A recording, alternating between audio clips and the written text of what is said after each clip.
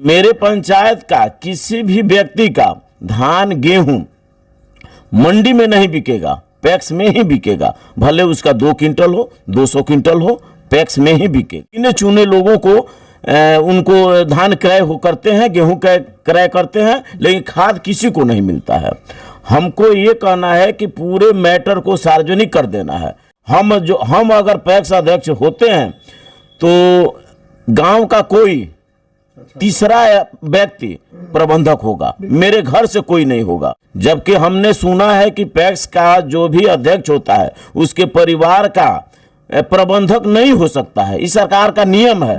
लेकिन सारे लोगों को पैक्स अध्यक्ष को सारे माने किसी का बेटा है, किसी का भाई है, किसी का बाप है, क्या पैक्स में है उसको हमको दिखाना है, जनता के समक्ष रखना है। पैक्स का मतलब ये लोग समझते हैं कि मेरे बाप का बपौती है, मेरे घर के बाहर पैक्स का माने कोई भी मैटर घर के बाहर ना जाए। लेकिन मेरा कहना ये है कि पैक्स का मैटर कोई भी मैटर हो सार्वजनिक हो।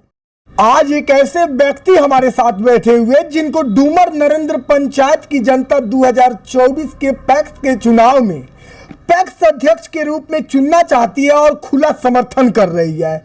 जी हां, मैं बात कर रहा हूं डूमर नरेंद्र पंचायत के भावी पैक्स अध्यक्ष प्रत्याशी राजेश कुमार जी का, जो हमारे समक्ष बैठे हुए हैं। आखिर क्यों ये जनता के दिलों पर राज कर रहे हैं और जनता जो है इनको 2024 के चुनाव में अपने अध्यक्ष के रूप में चुनना चाहती है, इस पर हम इनसे चर्चा करने वाले हैं। तो स्वागत है आपका सर। सबसे पहले धन्यवाद आपके चैनल का। आखिर जनता आपको 2024 के चुनाव में अपनी पैक्स के रूप में क्यों चुनना चाहती है? हमको माने पैक्स का कुछ जो है ना, पैक्स का माने क्या पैक्स में है उसको हमको दिखाना है, जनता के समक्ष रखना है। पैक्स का मतलब ये लोग समझते हैं कि मेरे बाप का बपौती है, मेरे घर के बाहर पैक्स का माने कोई भी मैटर घर के बाहर ना जाए। लेकिन मेरा कहना ये है कि पैक्स का मैटर कोई भी मैटर हो सार्वजनिक हो, सब कोई जाने किसका माने धान क्रय इसमें होता है, गेहूं क्रय होता है, खाद की बिक्री की जाती है। लेकिन आज तक हमारे गांव में माने गिने चुने लोगों को जिनसे उनको माने पैसा दे के वोट लेना है, गिने चुने लोगों को उनको धान क्रय हो करते हैं, गेहूं क्रय करते हैं, लेकिन खाद किसी को नहीं मिलता है। हमको ये कहना है कि पूरे मैटर को सार्वजनिक कर देना है। जबकि हमने सुना है कि पैक्स का जो भी अध्यक्ष होता है उसके परिवार का प्रबंधक नहीं हो सकता है, इस सरकार का नियम है। लेकिन सारे लोगों को पैक्स अध्यक्ष को सारे माने किसी का बेटा है, किसी का भाई है, किसी का बाप है, ये हमारे अंदर नहीं होगा।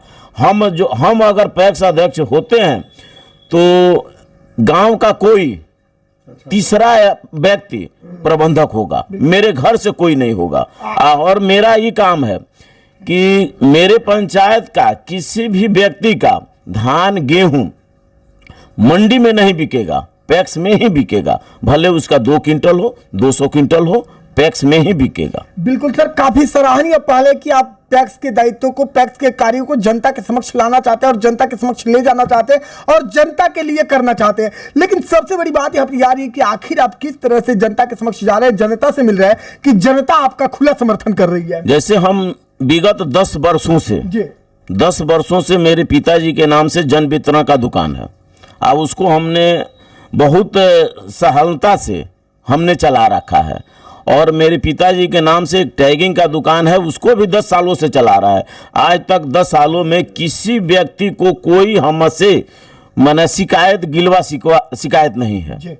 और इससे माने मेरे गांव के बगल के मेरे पूरे पंचायत के बच्चे से लेके औरतों तक मेरे काम को माने राजेश कैसा लड़का है, चोर है, घटिया है, बेईमान है, सारे लोग हमको जानते हैं। आपके व्यक्ति विशेष को जनता जानती है। और मेरा कमाने का उद्देश्य नहीं है, भगवान की महिमा से हमारे पास कमाने का बहुत स्रोत है। हम LIC के टॉपर एजेंटों में से हैं जो MDRT करते थे। और MDRT का मतलब होता है 1 साल में नया बीमा करके 12 लाख रुपया कमाना। अब उस सबको हमने छोड़ दिया है और आपके सामने ये हमारा व्यवसाय है। हम अपने पिताजी के इकलौते बेटे हैं और हमारा कोई भाई बहन नहीं है।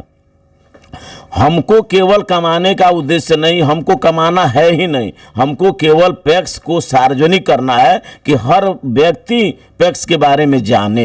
बिल्कुल, तो डेली लाइव न्यूज के माध्यम से आपको डूमर नरेंद्र पंचायत की जनता भी देख रही है। आप अपने नेतृत्व, आप आने वाले चुनाव को लेकर और आप अपने उद्देश्यों को लेकर जनता से क्या कहना चाहेंगे सर? जनता से यही कहेंगे कि एक बार हमको मौका दें, आइंदा अगर हमारा काम सराहनीय नहीं होगा तो हम जनता के बीच में दोबारा वोट मांगने नहीं जाएंगे। अगर चुनाव हार भी गए हैं तो हमको कोई गम नहीं है, अपना हमारा बिजनेस है, उसमें आकर हम सेट हो जाएंगे। सेट है ही, यहीं से जनता से मिलेंगे। यहीं से जनता से मिलेंगे।